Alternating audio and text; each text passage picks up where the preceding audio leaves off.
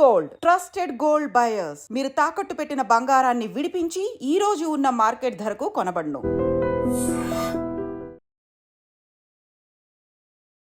నమస్కారం, welcome to I dream. ధర్మ మార్గం విత్ విజిత కార్యక్రమానికి స్వాగతం.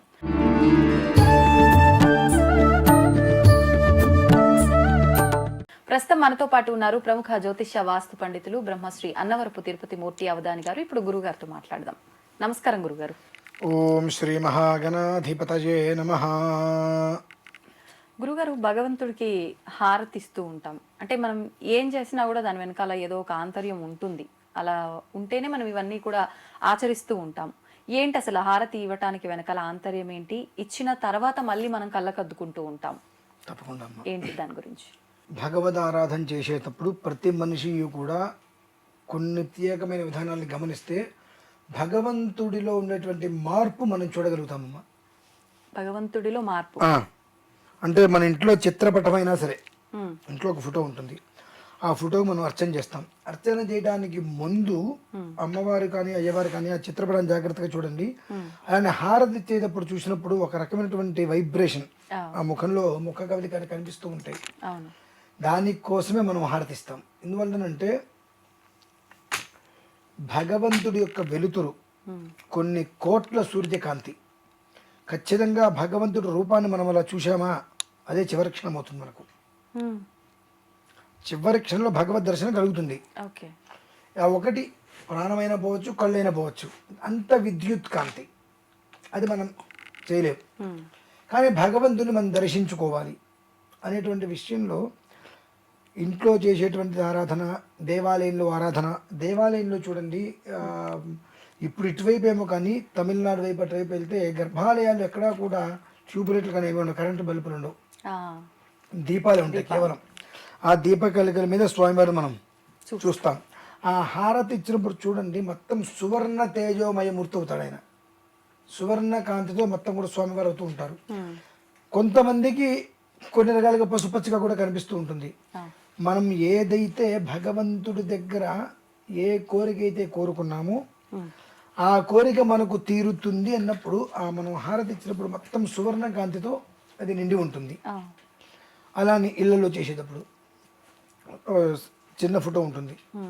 ఆ ఫోటోకే సద్యోజాతి విధానంగాను, శ్రీ సూక్త విధానంగాను, ఇంకో ఏదో లలితా సహస్రనామనాథో ఏదో కొన్ని అర్చనలు చేస్తాము. ఇంట్లో నిత్య ఆరాధన చేసుకునేటప్పుడు ప్రతిరోజు ఇంట్లో చూడమనండి.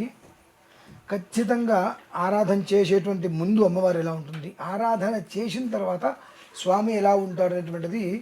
హిరణ్య పాత్రం మధో పూర్ణం దదాతి మధప్యోసానీతి అనేటువంటి మంత్రాలతో హారతిస్తున్నప్పుడు ఆ దేదీప్యమానమైనటువంటి రూపం, ప్రకాశవంతమైన తేజస్సు మనకు వస్తుంది. మాది భగవంతుడి దగ్గర నుంచి. హారతి ఎందుకు ఇవ్వాలంటే ప్రత్యక్షంగా మనం భగవంతుని చూడలేం కాబట్టి ఆ ఒక్క తేజోమూర్తిని అగ్ని రూపంలో ఆరాధన మొత్తం చేసిన తర్వాత, మీరున్నారు కదా, రేపు మీ ఇంట్లో ఒక ప్రయత్నం చేయండి. ఇంట్లో మామూలుగా ఫోటో ఉంటుంది, దీపారాధన చేసి మనస్సులో ఏమీ కోరుకోవద్దు. భగవంతుడు ఒక్క 2 నిమిషాలు నమస్కారం పెట్టి, నాకు ప్రత్యేక మంత్రాలతో పూజ చేయటం తెలియదు, పూజ చేయటం రాదు, కానీ నిన్ను అర్చించుకోవాలి అనేటువంటిది మనస్సు అయితే నాకుంది. నా మనస్సుతో నిన్ను అర్చిస్తున్నా తండ్రి. ఏ రకంగా నువ్వు తీసుకుంటావో తీసుకో, నేను మాత్రం మనస్ఫూర్తిగా నాకున్నటువంటి నాకు తెలిసిన దాంట్లో నమశివాయ, శ్రీమాత్రే నమః అనే నామాలతో నేను అర్చిస్తున్నాను. నమస్కారం చేసుకొని దోబం దీపం ఇచ్చేసేసి ఆ హారతి ఇవ్వండి. జాగ్రత్తగా మీరు దృష్టి పెట్టి చూడండి. మీరు పూజ చేయడానికి ముందున్నటువంటి చిత్ర ఫోటో, అమ్మవారి ముఖ, స్వామివారి ముఖ కవలికలు, పూజ అయిన తర్వాత హారతి ఇస్తున్నప్పుడు ముఖ కవలికలు చాలా తేడా ఉంటాయి. ఆ హారతి ఇస్తున్నప్పుడు ఆ ఒక్క భగవంతుడి యొక్క తేజో రూపమైన భగవంతుడు అగ్నితత్వంలోకి వచ్చేస్తాడు. ఆయన ఆ ఇచ్చినప్పుడు మన వైపు తిప్పుతారు కదా, మనం ఇటు అనేస్తాం. అగ్నిహోత్రుడైనటువంటి ఆ భగవంతుడికి నమస్కారం చేసుకోవాలి మనం. సాక్షాత్తు మనకు అగ్ని అంటే ప్రతిదానికి మూలం అగ్ని. మనం భగవంతుడికి ఏదైనా హోమం చేయాలంటే అగ్ని ద్వారానే హోమం చేయాలి. ఏదన్నా ఏది సమర్పించాలన్నా భగవంతుడికి అగ్నిహోత్రం ద్వారానే సమర్పించాలి.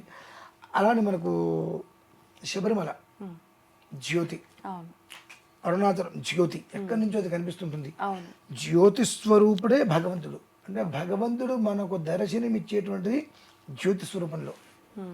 కాబట్టి ఆ హారతి ఇచ్చినప్పుడు ఇటు ఇటు ఇటు ఇటు అనేసుకోవటం, అయ్యప్ప మాలలు ఉంటాయి, ఇటు ఇటు ఇటు తిప్పేసుకోవడం చేసుకుంటాం. ఇవన్నీ కాదమ్మా అసలు.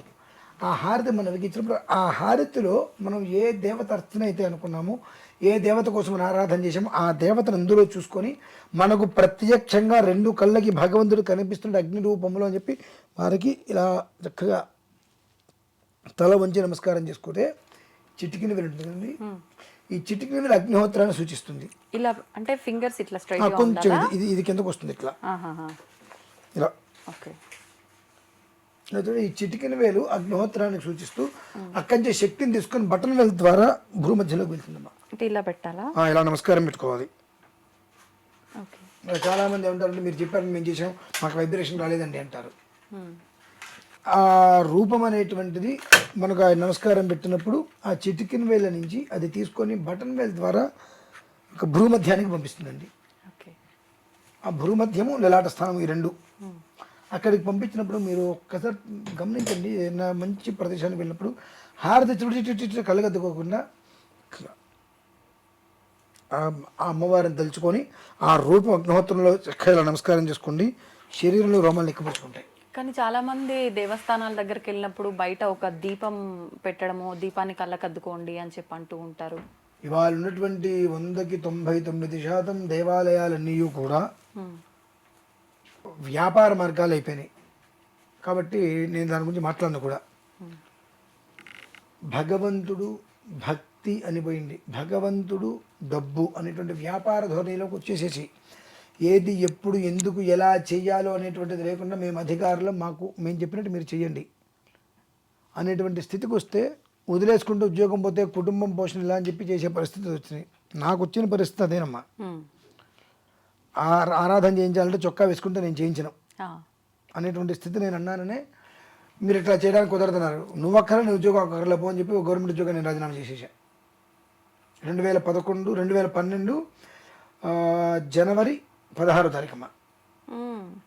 నాకు ఈ ఉద్యోగమే అక్కర్లేదు, నేను ఆ మంత్రం వచ్చి ఆ విధానాన్ని నేను అనుసరించలేక నీకు దీని గురించి తెలియని వాడివి నువ్వు నా మీద పెత్తనం చెలాయిస్తూ నువ్వు చెప్పింది నేను చేయాలంటే నేను చేయని చెప్పి రిజైన్ చేసేసాను. దాదాపు 13 సంవత్సరాలు ఉద్యోగం రిజైన్ చేసేసి. ఎందుకంటే 10 మందికి చెప్పవలసిన తత్వం నాది. చెప్పి చేయించగలగాలి, చేయించలేనప్పుడు అక్కడ నేను ఉండకూడదు. సో అవి జరగలేదు అక్కడ. కాబట్టి అన్ని దేవాలయాలు జరుగుతాయి నేను చెప్పను, కొన్ని ఉన్నాయి. మీ ఇంట్లో అయినా సరే ఏదైనా ఒక ఆరాధన చేసినప్పుడు చక్కగా వేద మంత్రాలను ఉచ్చరించేటువంటి బ్రాహ్మణి గారికి మీ ఇంటికి వచ్చినప్పుడు ఆరాధన చేసినప్పుడు హారతి ఇవ్వగానే మీరు ఆ హారతిని ఇలా చక్కగా నమస్కారం పెట్టుకోండి. రోమాలను ఎక్కువ పెట్టుకుంటాయమ్మా. ఓకే. చక్కటి వైబ్రేషన్. ఒక్కసారి కూడా ఇలా అనొద్దా? దాన్ని అద్దుకోవడం కాదు మనం చేయవలసింది. మీరు చెప్పినట్టుగా నమస్కారం చేస్తాం ఓకే, కానీ వెళ్ళిపోతుంది, అది అలవాటు అయిపోయింది. అది అలవాటు అయిపోయింది అంతే. ఇప్పుడు ఎట్లా అయితే కనుక అక్షయ తృతీయకి గోల్డ్కి సంబంధం లేదన్నా గొర్రె కషాయవాన్ని నమ్ముతుంది అన్నట్టుగా ఈ గొర్రె మందల్లాగా వీళ్ళందరూ వీళ్ళు కొంటున్నారు కదా, వద్దు అని చెప్పిన వినకుండా అలానేది కూడా. ఏది ధర్మం ఏది అధర్మం, ఏది అవసరం ఏది అనవసరం అనేటువంటి విషయాన్ని మనం గ్రహించుకోవాలి. గ్రహించుకోకుండా ఇష్టం వచ్చినట్టు వెళ్తాను ఎట్టి హారతించుకుంటా అంటే మంచిది ఎంతైనా చేసుకో. దేనికి ఇస్తున్నావు అంటే ఊతున్నావా విసురుతున్నావా దాన్ని అంటే ఇట్టిట్ట అంటే 3 సార్లు అద్దాలి కళ్ళకు అని ఎవరు చెప్పారు? అది చెప్తున్నారు కదండి. ఇప్పుడు నేను కూడా చెప్తున్నా కదా వద్దు అని చెప్పి. ఇప్పుడు చెప్తున్నా, ఇప్పుడు కాదమ్మా. 15 ఏళ్ల క్రితం ఒకసారి పెద్ద ఇంటర్వ్యూలో చెప్పేదే విషయం, పట్టించుకోలేదు. మంచిది, శుభం. ఎందువల్లంటే జనాలకి హారతి అని కానీ కళ్ళకి అద్దుకోవాలి, వెంకటేశ్వర స్వామి వారి దగ్గర కానీ కళ్ళు మూసుకోవాలి, ఇవి అలవాటు అయిపోయినాయి. ఎందుకు వెళ్తున్నాం దేవుడి దగ్గరికి? ఆయన చూడటం కోసం వెళ్తున్నాం. మనం ఆయన్ని చూస్తే ఆయన మనల్ని చూస్తాడు.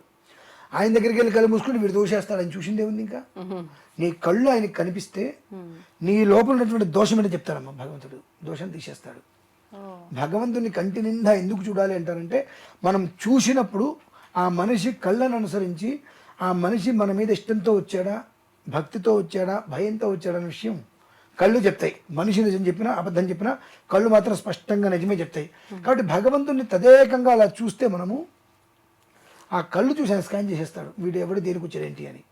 అక్కడికి వెళ్ళి కళ్ళు మూసుకుంటారు, వెతుకు వచ్చి ఆయనకేం తెలుస్తుంది? 100 సార్లు వెళ్ళినా అంతే. కాబట్టి ఇది తెలుగు కూడా మనకు అలవాటు పడిపోయాం. చక్కగా నీ ఇంట్లో అయినా ఎక్కడైనా నువ్వు ఆరాధన చేసినప్పుడు అందరూ చేసుకుంటారు, నీకెందుకు నువ్వు నమస్కారం చేసుకో. ఆ వైబ్రేషన్ అనేటువంటిది ఇక్కడి నుంచి మొదలుకుంటే మొత్తం శరీరం మొత్తం అందుతుందమ్మా. ఒక ఎనర్జీ పవర్ పవర్ అనేటువంటి జనరేట్ అవుతుంది. అది కదా మనకు కావాల్సింది. అవును అవును. అది కాదని పక్కన పెట్టి చేసి నేను కళ్ళగద్దుకుంటాను, అయ్యప్ప మాలను ఇలా తిప్పుతాను, ఇవన్నీ కూడా వాడికి పుట్టి వీడికి పుట్టి అర్ధరాత్రి అందరికీ పుట్టింది అన్నట్టుగా తెలియకుండా వచ్చేసాయి. ఎప్పటికైనా ఇటువంటివన్నీ వెళ్ళిపోయి మళ్ళీ పూర్వం నుంచి ఏదైతే జరుగుతుందో అదంతా వస్తే మళ్ళీ కుటుంబాలందరివి మళ్ళీ చల్లగా ఉండాలని నేను కోరుకుంటానమ్మా. ధన్యవాదాలండి.